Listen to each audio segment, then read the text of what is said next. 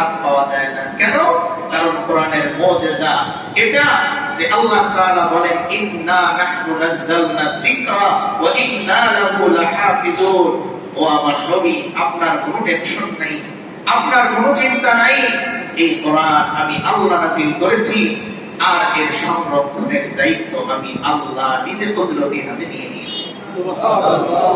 তাই মানুষ বদলায়, রং বদলায়, ধরন বদলায়, যুগ বদলায়, শতাব্দী বদলায়, ক্ষমতা বদলায়, কিন্তু কোরআনের স্বাদ কোনদিন কি হয় না, বদলায়।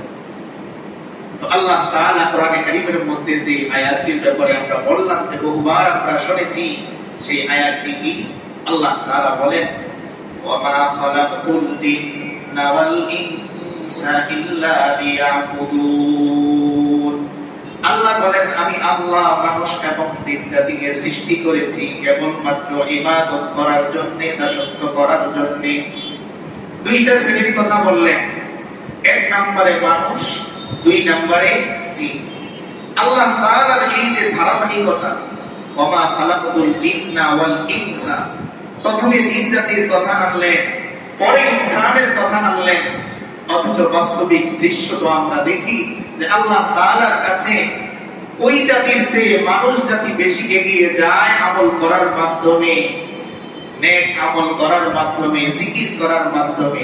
এরপরেও আল্লাহ তাআলা জিন এই শব্দ আগে এনেছেন কেন? আমরা জানি যে মিষ্টি মুখ দধি কখন দেয়া হয় খাবারের শেষে, গুরুত্বপূর্ণ টপিকটা আলোচনা করা হয় শেষে, যে এটাকে লম্বা সময় নিয়ে কি করতে হবে, কথা বলতে হবে। তাই আল্লাহ তাআলা প্রথমে জিনদের কথা বলে দিলেন আর পরে ইনসানের কথা বললেন। কিন্তু একটা পয়েন্ট যারা বিজ্ঞান নিয়ে চর্চা করেন তারা সহজে বুঝবেন এই জিনিসটা। ইল্লা লিয়াবুদুন দাসত্বের সাথে জিন শব্দের সম্পর্ক কাছাকাছি নাকি ইনস এই শব্দের সম্পর্ক কাছাকাছি? সবাই একটু খেয়াল করি। আল্লাহ তাআলা প্রথমে বললেন ওয়া মা খালাকতুল জিন্না ওয়াল ইনসা ইল্লা লিয়াবুদুন। প্রথমে জিন, পরে ইনসান, পরে লিয়াবুদুন।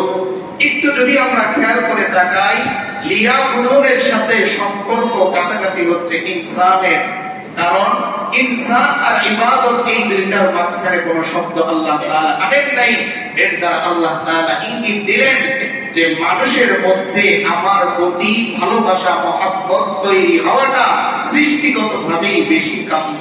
এই কারণে আল্লাহ তাআলা লিয়াবুদুন শব্দের কাছাকাছি নিয়ে আসলেন ইনসানদের। এই আয়াতের অনুবাদ আমি যেটা করলাম, এই অনুবাদই আমরা সর্বদা শুনে এসেছি। কিন্তু কোরআনে কারীম হচ্ছে এমন এক গ্রন্থ যার একটা শব্দ হাজার লাইন, হাজারটা পৃষ্ঠা হয়ে যেতে পারে একটা শব্দ। এজন্য এক সাহাবী বলতেন আমি রাসূল করিম সাল্লাল্লাহু আলাইহি ওয়াসাল্লামের থেকে আলিফ লাম মিম এর অর্থ আমরা জানি না। আমরা এই কথা বলি যখন ছাত্রদেরও পড়াই, আল্লাহু আ'লামু বিমুরাদিহি, আল্লাহই এর উদ্দেশ্য, এর মর্মার্থ, এর ভাবার্থ সম্পর্কে আল্লাহই ভালো জানেন। কিন্তু ওই সাহাবী বলতেছেন যে এই আলিফ লাম মিমের ব্যাপারেও আমি আমার প্রিয় রাসূল সাল্লাল্লাহু আলাইহি ওয়াসাল্লাম থেকে যেই পরিমাণ ব্যাখ্যা শুনেছি এটা আমি লিখে করতে পারবো না, শেষ করতে পারবো না। তো এই লিয়াবুদুনের মধ্যে আরো একটি গভীর অর্থ রয়ে গেছে। সেই অর্থটা হচ্ছে এই যে আল্লাহ তাআলা কেমন যেন এখানে বোঝাচ্ছেন যে আমি জিন এবং মানুষকে সৃষ্টি করেছি আমাকে খুঁজে বের করার জন্য। কি অনুবাদ করলাম একটু সবাই বলেন আমার সাথে, আমাকে খুঁজে বের করার জন্য। কেন এই অনুবাদ করলাম? প্রশ্ন আসতে পারে। ইবাদতের মূল মাকসাদ কি? দাসত্বের মূল মাকসাদ কি? মনিবের সন্তুষ্টি অর্জন করা, মনিবকে খুঁজে পাওয়া। তার মানে আল্লাহ যে এখানে বললেন আমি জিন এবং মানুষকে সৃষ্টি করেছি আমার ইবাদতের জন্য, এর মানে হচ্ছে আমাকে খুঁজে বের করার জন্য।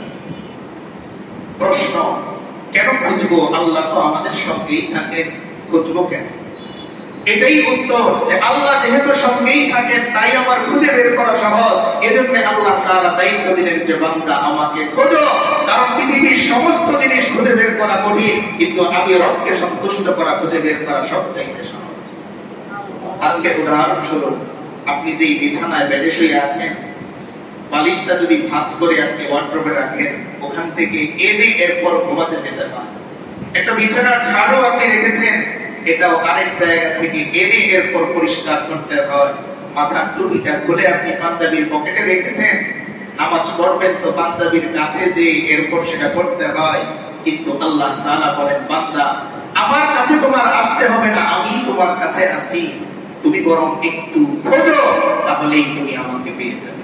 আল্লাহ স্পষ্ট বলেন, ওয়ানাহনু আকরাবু ইলাইহি মিন হাবিলিল ওয়ারিদ। আল্লাহ তাআলা বলেন, বান্দা দুনিয়ার টাকা উপার্জনের জন্য বহু দূর দূরান্ত তোমার চলে যেতে হয়, একটা চাকরির জন্য বহু দূর দূরান্ত তোমার চলে যেতে হয়, সামান্য একটু বক্তব্য করার জন্য লম্বা সময় তোমার দূরত্ব এটা অতিক্রম করতে হয়, একটু ভালো পড়াশোনা করার জন্য দেশ ছেড়ে বিদেশে ছেড়ে চলে যেতে হয়, একটু ভালো চাকরি করার জন্য পরিবার ছেড়ে দূরে চলে যেতে হয়। কিন্তু বান্দা আমি আল্লাহ তোমার প্রতি এত বেশি দয়াশীল, এত বেশি মেহেরবান, বান্দা আমাকে খোঁজার জন্য তোমার কোথাও যেতে হবে না, বরং তুমি তোমার দেহের মধ্যে 7 রগ নামক একটা রগ আছে, ওই রগের দিকে তাকাও, যতটুকু দূরে এর চাইতে অনেক অনেক বেশি কাছে আমি আল্লাহ থাকি। এই যে গলার দুই পাশে মোটা দুইটা রগ, এর থেকে মুখের দূরত্বটা কতটুকু? 4 ইঞ্চি 4 আঙ্গুল হবে। আল্লাহ বলেন, বান্দা এর চাইতেও আমি অনেক বেশি কাছে। কিন্তু আফসোস হলো এই, তুমি চাকরি খুঁজে বের করলে 2 জেলা অতিক্রম করে, তুমি টাকা জোগাড় করে আনলে দেশ ছেড়ে প্রবাসে যেয়ে, কিন্তু বান্দা কবরে চলে আসলে শাহরগের চাইতেও আমি আল্লাহ তোমার বেশি কাছে ছিলাম। বান্দা তুমি আমাকে খুঁজে পেলে না, আফসোস তোমার জন্য। তো আল্লাহ বলে দিলেন, লিয়া বুদুর, বান্দা দুনিয়ায় তোমাকে আমি ছেড়ে দিয়েছি দুনিয়ার বিল্ডিং নিয়ে ব্যস্ত থাকার জন্য না, জরুরত হিসেবে তুমি করবে, কিন্তু তুমি আমাকে খুঁজে বের করে আমার সঙ্গে সম্পর্ক রেখে এরপর তুমি আস্তে আস্তে দেখেন দুনিয়ার জিনিসগুলোর ব্যাপারে আল্লাহ রাসূল সাল্লাল্লাহু আলাইহি ওয়াসাল্লাম 2টা চমৎকার শব্দ বলেছেন, আদ-দুনিয়া হুলওয়াতুন খাদিরা। আল্লাহ রাসূল সাল্লাল্লাহু আলাইহি ওয়াসাল্লাম বলতেছেন, উম্মত যেই দুনিয়াকে নিয়ে তুমি এত বেশি চিন্তাশীল, যেই দুনিয়াকে নিয়ে তুমি এত বেশি ব্যস্ত, ওই দুনিয়া কেমন জানো? হুলওয়াতুন, নিশ্চয় একটা জিনিস, মুখে দেওয়ার পরে শেষ, কোথায় স্বাদ হারিয়ে গেল। আপনি 10,000 টাকা দিয়ে যদি 1 কেজি মিষ্টি কিনেন, আর যদি দোকানদারকে এই কথা বলেন, এমন মিষ্টি দিতে হবে যে খাওয়ার পরে 2 দিন মুখের মধ্যে মিষ্টি ভাব থাকবে, সম্ভব? বাস আপনি শুধুমাত্র ভেতরে গেলেন, স্বাদ শেষ, কোথায় যেন 10,000 টাকার স্বাদ হারিয়ে গেল। প্রথম আল্লাহ রাসূল সাল্লাল্লাহু আলাইহি ওয়াসাল্লাম এই মিষ্টির সাথে বললেন, খাওয়ার আগে অনেক অপেক্ষা, অনেক প্রতীক্ষা, না জানি কত মিষ্টি, কত স্বাদের, কিন্তু মুখে দিলেন কোথায় যেন হারিয়ে গেল। 1 নাম্বার। 2 নম্বরে খাদিরা। আল্লাহ রাসূল সাল্লাল্লাহু আলাইহি ওয়াসাল্লাম বলতেছেন, সবুজ শাকসবজির মতো। আগের দিন যেই সবজিটা দেখে আসলেন বাজারে, নতুন কি সুন্দর কালার, বিকেল বেলা গেলেন দেখলেন কালারটা মলিন হয়ে গেছে। দোকানদার সকালবেলা যে সবজিটা এক দাম 80 টাকা বলতেছিল, বিকেল বেলা 3টা 100 টাকা বলতেছে। একই সবজি, পরিবর্তন হয়ে গেল। আল্লাহ রাসূল সাল্লাল্লাহু আলাইহি ওয়াসাল্লাম বোঝাতে চাচ্ছেন, উম্মত যতদিন পর্যন্ত তোমার দেহের মধ্যে শক্তি আছে, তোমার পকেটের মধ্যে টাকা আছে, যতদিন পর্যন্ত তুমি চলতে পারো, ততদিন পর্যন্ত দুনিয়ার দাম ওই সবজি, তাজা সবজির মতো 80 টাকা। যেদিন থেকে পেটের মধ্যে পড়ে যাবে, যেদিন থেকে তোমার শরীরের সামর্থ্য শেষ হয়ে যাবে, তোমার সন্তানের কাছে ওই পুরাতন সবজির মতো 3টা 100 টাকা তুমি হয়ে যাবে। এটাই দুনিয়ার বাস্তবতা। কিন্তু আফসোস হলো এই, আমি যোগের পর যোগ এই বাস্তবতা দেখেও কেমন যেন আমি দেখছি না, বারবার কে যেন আমাকে আমার রবের ব্যাপারে ধোঁকায় ফেলে দিচ্ছে। আর এই কথা আল্লাহ তাআলা কোরআনে বলে দিয়েছেন, ইয়া আইয়ুহাল ইনসানু মা গাররাকা বিরাব্বিকাল কারীম। আল্লাহ বলেন, বান্দা দুনিয়ার একটা ব্যবসার মধ্যে লস খাওয়ার পর আবার ট্রাই করো কিভাবে এখানে ভালো করা যায়। একটা পরীক্ষার মধ্যে ফেল করার পর আবার ট্রাই করো কিভাবে এই পরীক্ষায় ভালো করা যায়। কিন্তু বান্দা বারবার আমি আল্লাহ তোমার প্রতি দয়া করি, আর বারবার তুমি আমার থেকে হারিয়ে যাও, আমাকে খোঁজার চেষ্টা করো না। তাই আল্লাহ বলতেছেন, মা গাররাকা বিরাব্বিকাল কারীম, ও বান্দা তোমার দয়ালু রবের ব্যাপারে কোন জিনিস তোমাকে ধোঁকায় ফেলে দিল। অথচ বান্দা দুনিয়ার মধ্যে তুমি বাস্তবতা দেখো, যেই মানুষগুলো এক সময় তোমার সাথে দেখা করার জন্য অপেক্ষায় বসে থাকতো, আজকে তুমি হসপিটালে ভর্তি, তুমি অপেক্ষায় থাকো ওই মানুষগুলো কখন তোমার সাথে দেখা করতে আসবে। আর এই দিকেও ইঙ্গিত করে দেখেন কোরআন কি মজা, যতগুলো পয়েন্ট আমি বের করতেছি আমার আল্লাহ আমাদের সৃষ্টির হাজার হাজার বছর আগে এই পয়েন্টগুলো বলে রেখেছে।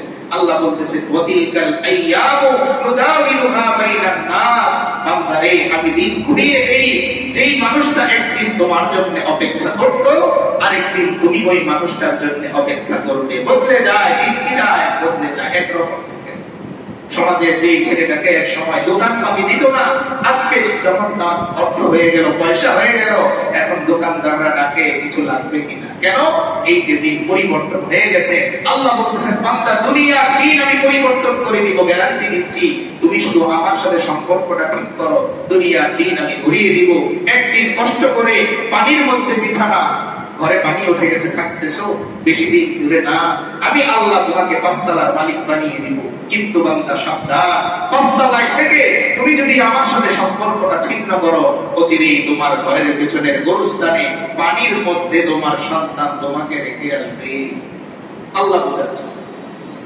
আল্লাহ তাআলা আমাদের দায়িত্ব দিলেন আল্লাহকে খোঁজার জন্য।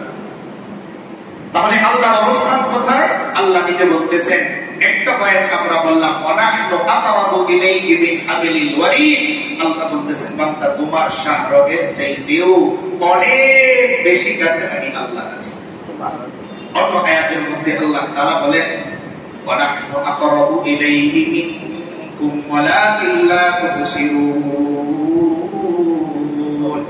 আল্লাহ বলেন বান্দা তুমি তোমার নিজের যত কাছে, খেয়াল করবেন শব্দটা, তুমি তোমার নিজের যত কাছে এর চাইতে আমি আল্লাহ অনেক বেশি কাছে, কিন্তু ওয়ালাকিন লা তুবসিরুন। বান্দা তুমি তোমার নিজেকে দেখতে পাও, কিন্তু আমি আল্লাহকে তুমি দেখতে পাও না। আফসোসের যে ঘরের মধ্যে একজন মানুষ বসা আছে, আপনি 2 ঘন্টা অপেক্ষা করে চলে আসলেন, এরপর যখন তিনি আপনাকে বললেন যে আপনি ঘরে আসলেন, কোনো কথা বললেন না, চলে গেলেন। আপনি যদি বলেন যে আমি তো আপনাকে দেখিই নেই, তিনি যদি বলেন যে আমি তো আপনার পাশেই বসা ছিলাম, কতটা আফসোস আপনার জন্য হবে যে 2 ঘন্টা একজনের পাশে বসে থাকলাম, দেখলামই না। চোখ আছে, দেমাগ আছে, আলো ছিল, সব ছিল। আল্লাহ বলতেছেন বান্দা তোমাকে কি আমি চোখ দেই নেই? চোখ দিয়েছি, তোমাকে দেমাগ দেই নেই? দেমাগ দিয়েছি। এজন্য আল্লাহ কোরআনে কারীমের সূরা বালাদের মধ্যে বলেন আলাম নাজআল লাহু আইনাইন ওয়া লিসানান ওয়া শাফাতাইন। আল্লাহ বলেন বান্দা তোমাকে 2টা চোখ কি আমি দেই নাই? যেই চোখ দিয়ে তুমি দানের রং দেখতে, যেই চোখ দিয়ে গাড়ি দেখে দেখে আফসোস করতে, আমারে এমন একটা সুন্দর গাড়ি যদি আমার হতো, বড় একটা বিল্ডিং দেখে আফসোস করতে, এমন একটা বিল্ডিং যদি আমার হতো, বিশাল একটা প্লট দেখে তুমি আফসোস করতে, এমন একটা প্লট যদি আমার হতো, একজন শিক্ষিত ছেলেকে দেখে আফসোস করতে, আমার ছেলেও যদি এমন শিক্ষিত হতে পারতো। কিন্তু বান্দা কোনদিন তুমি আফসোস করলে না যে একজন মানুষ চোখ আছে আমার মতোই, কিংবা চোখ নাই, সে নামাজ পড়ে, সে কোন মজা পেল, আর আমার চোখ আছে এরপরেও নামাজে যাই না, আমি কি হারালাম? আল্লাহ বলতেছেন তোমার চোখ দেইনি, আমি চোখ দিয়েছি। ওয়ালিসানা ওয়া শাফাতাইন, বলার জন্য জিহ্বা দিয়েছি, 2টা ঠোঁট দিয়েছি। দুনিয়ার কত মানুষের কাছে তুমি কত কিছু চেয়েছো, দুনিয়ার কত মানুষের কাছে